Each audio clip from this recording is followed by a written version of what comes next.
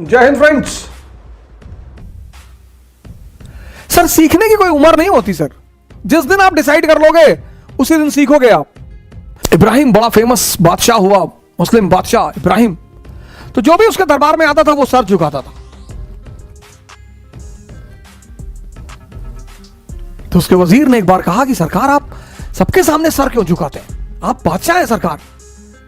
तो उसने अपने वजीर से कहा कि जाओ मैं तुम्हें बताऊंगा किसी दिन कि मैं क्यों झुकाता हूं। तो उसने एक दिन अपने वजीर को एक खोपड़ी दी, इंसानी खोपड़ी, कहा जाओ इसको बेच कर आओ। अरे वजीर ने कहा सरकार कैसी बातें कर रहे हो, कहा नहीं नहीं जाओ बेच कर आओ। वजीर पूरे साम्राज्य में घूमा, इंसानी खोपड़ी कौन खरीदे, जिसके पास गया भाई पागल गएगा, खोपड़ी क्या करेंगे। खोपड़ी का हिंदुस्तान में एक ही वर्ग यूज करता है, उनको कपालिक बोलते हैं। वो खोपड़ी लटका कर चलते हैं। उसके पीछे भी एक आध्यात्मिक कारण है। सारा बवाल यहीं पे है, सारा बवाल का जड़ ये खोपड़ी है। इसीलिए तो पश्चिम एशिया में बीहेडिंग करते हैं कि समझाने की क्या जरूरत है यार, इसी को उड़ा दो, इसका सॉफ्टवेयर प्रॉब्लम है, सॉफ्टवेयर ही हटा दो। हिंदुस्तान में तो समझाने की कोशिश करते हैं ना कि भैया देखिए ऐसा नहीं है, भैया ऐसा, वो कहां समझने वाले हैं। इसीलिए इस देश पे जब जब बदमाशों ने शासन किया, बड़ा प्यारा शासन किया। इस देश में जब जब शरीफ लोग आए, मोहम्मद बिन तुगलक सज्जन आदमी है, बहुत परेशान किया उसको लोगों ने। डॉक्टर मनमोहन सिंह जब यहाँ के देश के राजा थे, लोग रोते थे, कुछ बोलते ही नहीं है डॉक्टर मनमोहन सिंह उनका नाम रख दिया। मोहन सिंह क्या बोले तुमसे, इकोनॉमी के इतने बड़े स्कॉलर हैं, तुम जीडीपी का फुल फॉर्म नहीं जानते हो। वो जीडीपी पे बोलेंगे तो 10 दिन बोलेंगे, तो तुमसे बोलने का फायदा ही क्या है, तुम समझ ही नहीं पाओगे क्या बोल रहे हैं।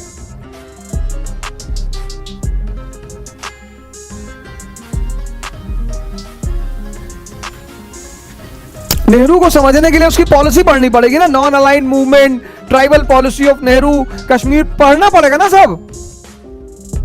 यहां पढ़ने के कहां टाइम है, तो नेताओं की करने लगते हैं।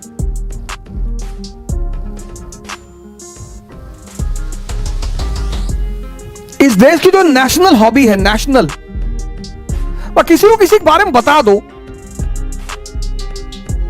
क्यों फलाने मास्टर हैं, अच्छा 2 वाइफ रखे हैं, गलत बात है, नैतिकता के खिलाफ है, ऐसा नहीं होना चाहिए। यहां हर आदमी नैतिकवान है और सब नंगे हैं, सब भिखमंगे हैं।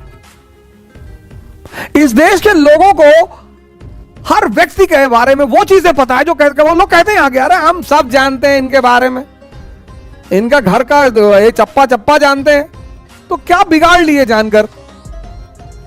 ये इस देश की नेशनल हॉबी है।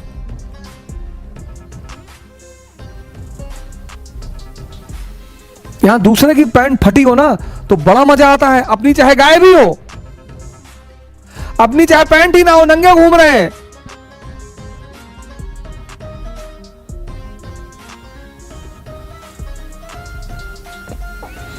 आसाराम बापू का नाम लेंगे, राम रहीम का नाम, सबका नाम लेंगे, सदगुरु का भी ले लो। अरे सदगुरु ने जमीन कब्जा कर रखी है वहां तमिलनाडु में, तुम्हारे चाचा खरीदे थे, नहीं हमारे चाचा की नहीं, तब कहां से पता है। ईशा क्रिया करा रहे हैं, हजारों लोगों को बाहर निकाला है डिप्रेशन से। पंडित रविशंकर सुदर्शन क्रिया करा रहे हैं, बाबा रामदेव हैं, ऐसे न जाने कितने संत हैं।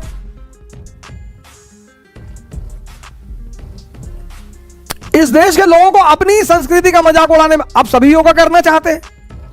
अच्छा भैया वो कपालभाति में पूरी सांस एक बार में अंदर लेनी है, नहीं किडनी निकालकर बाहर रखनी है। भैया आपने हमें वीडियो नहीं भेजा, वो वाला भस्त्रिका वाला कैसे करना है भैया सांस खींच नहीं पा रहे हैं। जब पहले मैं कहता था योगा करो, क्या you are talking about traditional things, this is not traditional. आप सब योगा करना चाहते हैं, आप सब प्राणायाम करना चाहते हैं, आप सब आयुर्वेदिक, आप अपने घर में तुलसी, पता नहीं कौन कौन सा पेड़ घर में लगा दिया, कैक्टस लगाए बैठे हैं घर में। मैं अपने एक दोस्त के घर गया, उनके घर में कई तरह के कैक्टस लगे हुए थे। मैंने कहा सोते हो क्या इस पे, नहीं सिंबल ऑफ व्हाट, अबे डेजर्ट का प्लांट है, किस चीज का सिंबल है। इतनी बुद्धि मर गई तुम्हारी, एलोवेरा लगा लो। चलो तुलसी we are not traditional people. ओह अच्छा अच्छा अच्छा अच्छा।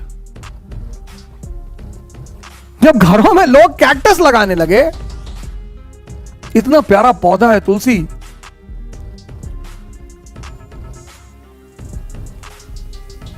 हर बीमारी से आदमी को बाहर कर दे। इस देश में न्यूटन के 3 सिद्धांत किसी को क्या समझ में आ गए, वो अपने आप को इसाक न्यूटन का चच्चा समझने लगता है। इस देश की अलग क्वालिटी है ना, थोड़ा सा इंग्लिश बोल लेना, और वो भी अमेरिकन एसेंट। यहां के लोगों को एसेंट चेंज करने में पता नहीं क्या मजा आता है। इंग्लिश जानना जरूरी है इस देश में। इस देश में बड़प्पन क्या है, अपनी देश की संस्कृति को गाली देना। Indian babas are thieves. अच्छा, Indian babas are thieves.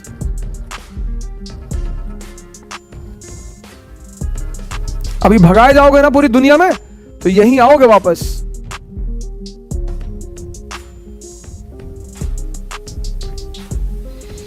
Add आता ना, जागो ग्राहक जागो, नहीं, जागो भारत जागो। चुनौतियां आती ही हैं व्यक्ति को जगाने के लिए। मस्त रहो, इसको खोलो, दिमाग को कनेक्ट करो, जोड़ो, समझो।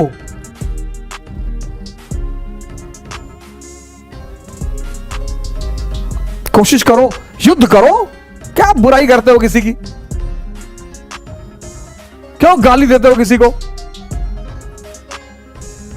तुम किसी की बात से असहमत हो, अपना तर्क रखो, एविडेंस दो, गाली दे रहे हो।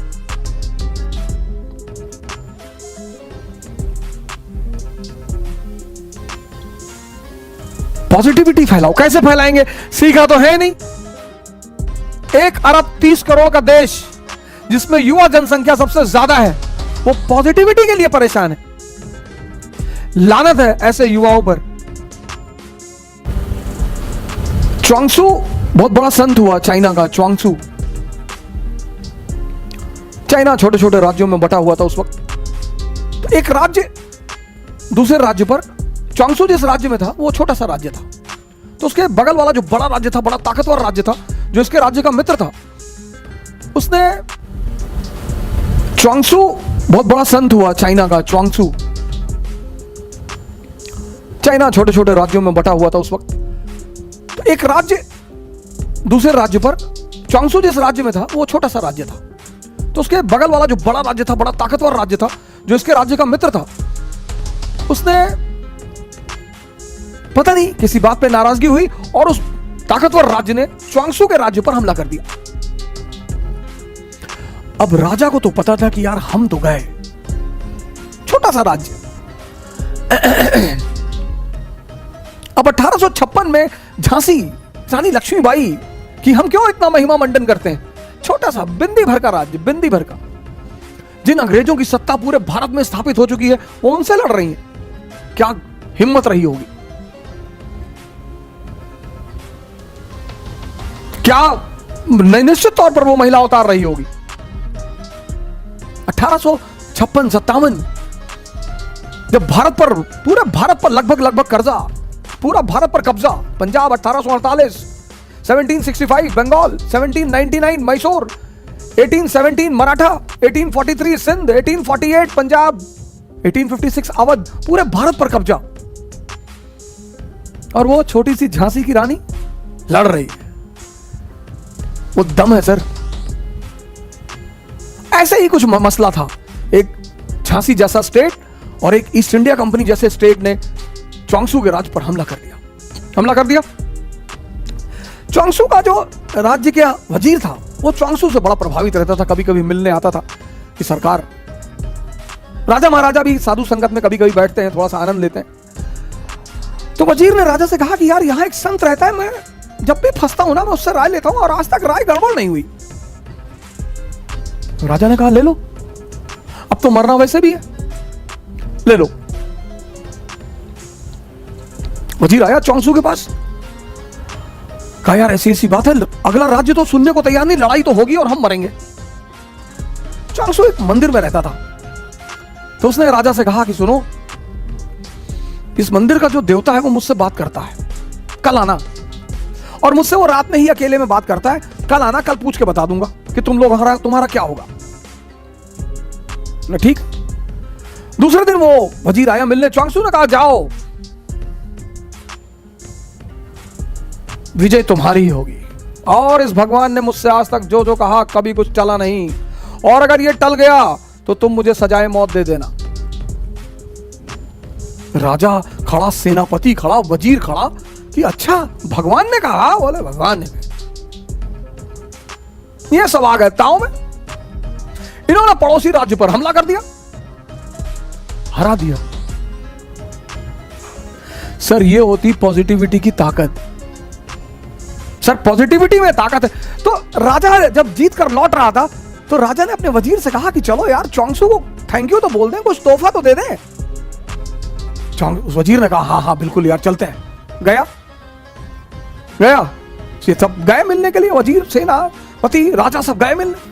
बुलाया च्वांगसू को, सरकार हम जीत गए। हाँ बोले जीत गए तो हमें क्यों बताने आए हो, जाओ यहां से। अरे बोले नहीं सरकार, आपको धन्यवाद कहने आए। बोले हमें काहे का धन्यवाद कहने आए हो, लड़े तुम, मेहनत तुमने की, हमें क्यों धन्यवाद कहने आए हो। अरे बोले आपको धन्यवाद कह दें, इस मंदिर के भगवान को धन्यवाद कह दें। बोले मंदिर में कोई भगवान नहीं है, ये तो मेरी आदत है, मैं उसका नाम लेकर कह देता हूं। वो तो तुम जीत गए, तुम्हारी किस्मत। सर ये है पॉजिटिविटी की ताकत। और ये ऐतिहासिक घटना सुनिए, 1789 फ्रेंच रेवोल्यूशन, 1789 फ्रेंच रेवोल्यूशन, जबरदस्त रेवोल्यूशन।